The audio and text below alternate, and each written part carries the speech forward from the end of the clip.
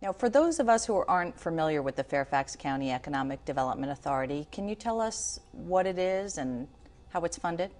Well, the Fairfax County Board of Supervisors funds the Economic Development Authority to the tune of about $7 million a year. And the reason they do that is because about 2/3 of the general fund from which the Board of Supervisors provides public services comes from the real estate tax base, which has two components, residential and commercial.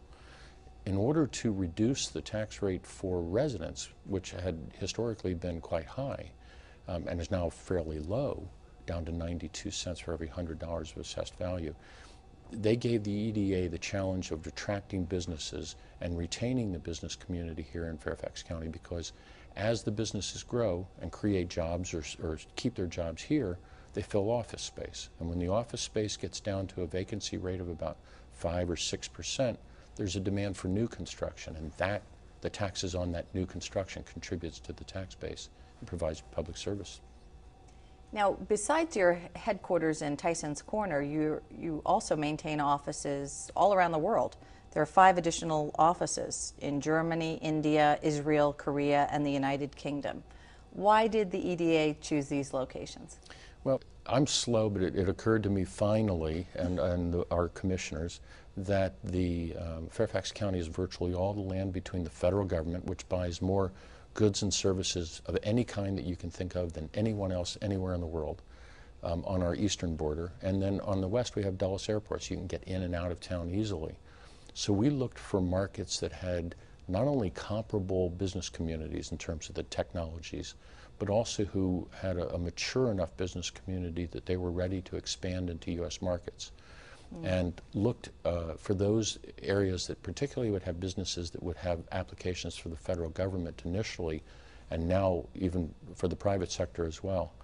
Frankfurt, Seoul, Bangalore, Tel Aviv, and London are the obvious places for us to be, and our employees in those markets send businesses to Fairfax County when they're ready to expand into U.S. markets.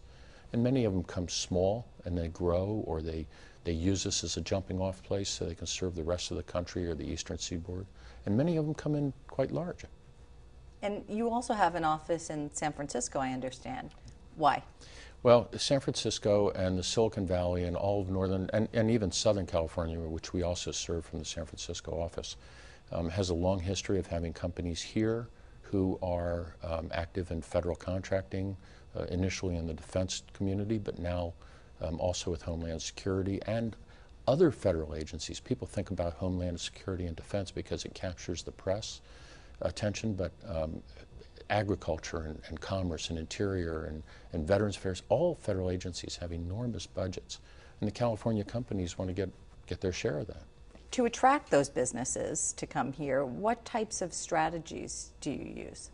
Well, we set out to advertise to companies about 30 years ago. This is a business that thrives on people's perceptions. If the advertising over 30 years builds up and people get an awareness of Fairfax County, not only as a location but as a good place to do business, and get a little bit of inkling about what the business assets that are here are, then when they go to make a decision, whether they're consultants to companies or they're internal executives making site location decisions, when they get to that point about expanding or relocating their facilities, Fairfax County's on their mind and we get consideration.